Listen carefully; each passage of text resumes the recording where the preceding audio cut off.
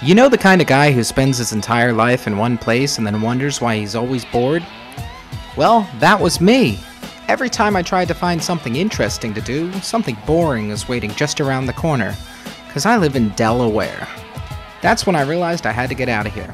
So, I made a list of everything cool I've wanted to do, and one by one I'm gonna make up for all those boring years. I'm just trying to have a good time. My name is Brian. Namaste, Gandu.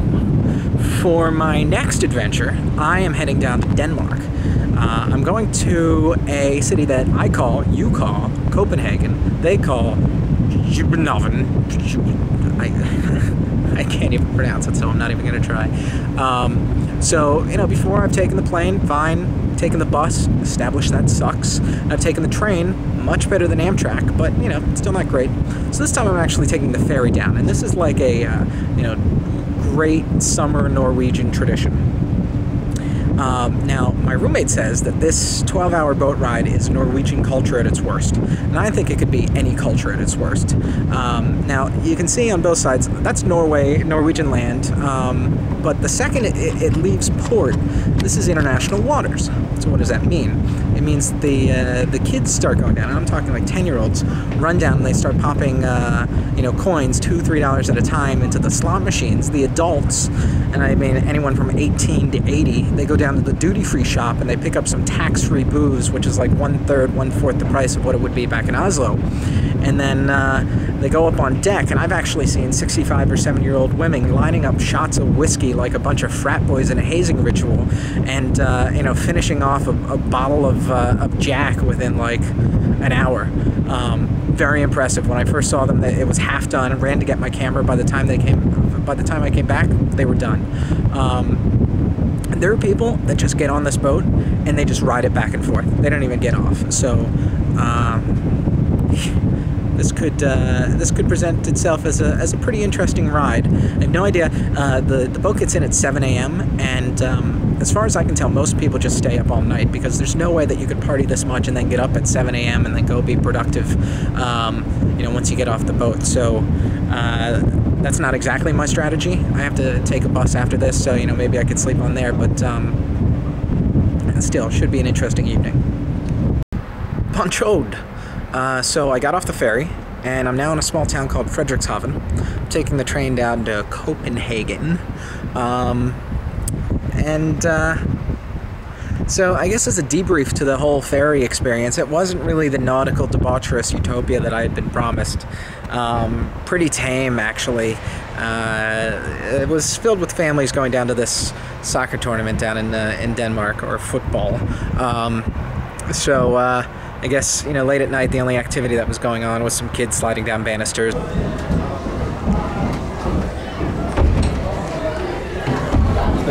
And a 14-year-old that had an impressive skill to scam people with a Rubik's Cube.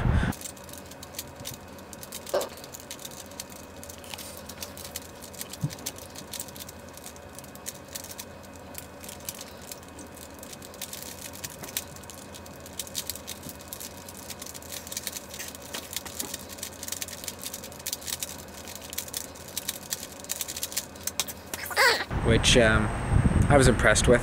But so that's my train right back there. I didn't really sleep much last night, so I'm gonna go find my seat and get some shut-eye as fast as humanly possible. So I finally made it to Copenhagen. I slept like a rock on the train, and got here, kind of stumbled around, found a Scandic, what they call the Hilton over here. I got myself a room, did a little relaxation, watched a little TV, and then headed out to the town. So, this is one of the random squares in Copenhagen. I don't really know where I am. I came without a guidebook or anything. But as you can see, it's a very typical European town. Kind of old world, outdoor cafes. Behind me, this is some live hippie music that's, apparently there's some sort of festival going on in this town. There are a lot of these little stages with people in crazy outfits beating drums and stuff, so whatever. But also right behind me, that right there is a public toilet. which, as far as I can see, is just like an enclosure with a bucket and maybe, you know, a pipe to kind of clean it out. I really only point that out because all these tourists keep on coming up and taking pictures of them. Actually, that makes me one of them, but still, it's funny.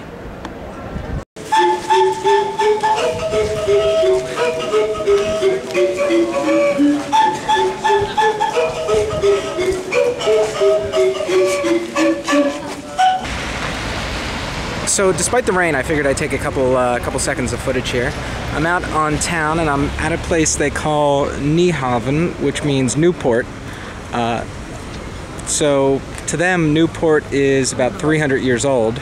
And like most Scandinavian cities, you can see that they have a whole bunch of you know, really colorful buildings right next to each other. I guess it's a rule here that no building can be the same color as the one next to it. The tourist TV back at the hotel promised a whole bunch of, I forget what adjective they used, but a bunch of like cheerful women, or flirtatious, that's what they called it. But anyway, another interesting note in my tour of public restrooms in this city is the pisser. I guess that's a real word. But I gotta shut this off because it's freaking wet out here.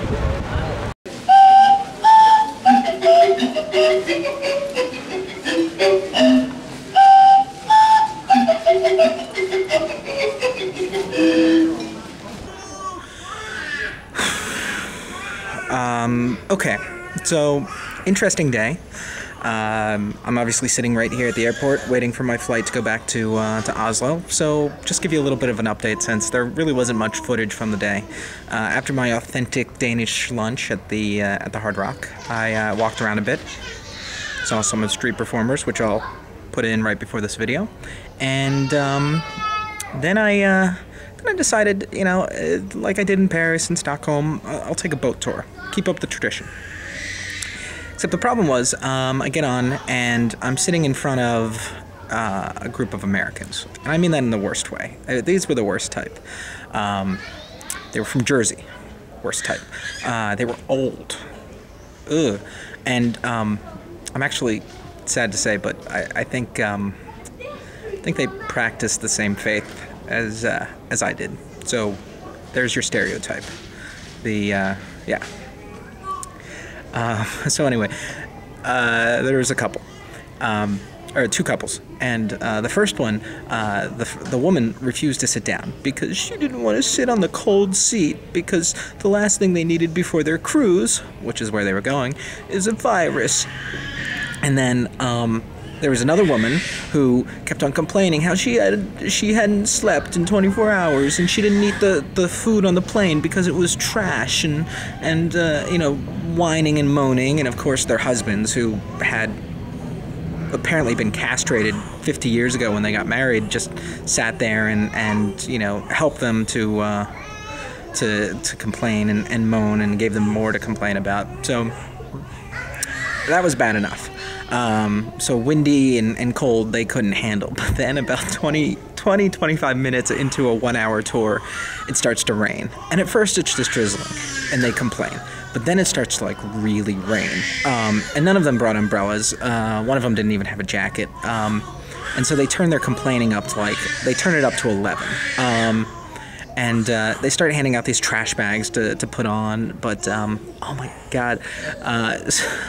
But every time the boat would go under a bridge, they'd start screaming at the driver to, you know, stop the boat so maybe we could wait out the rain. And then you know, after that didn't work, they decided that they were going to start screaming that we should turn back, The tour guide was just doing her job, but, you know, really, you know, tried to calm them down, but nothing would shut them up. So finally, we ended up getting off about 15 minutes early. We get off at a different dock. Yeah, so if you watched this far, someone requested a shout out on my videos, so namaste Gandu, you know who you are. And I guess that's it. My plane is running late. I should be halfway to Oslo by now, but apparently I'm not. So, guess I have to wait a little bit more. Bye.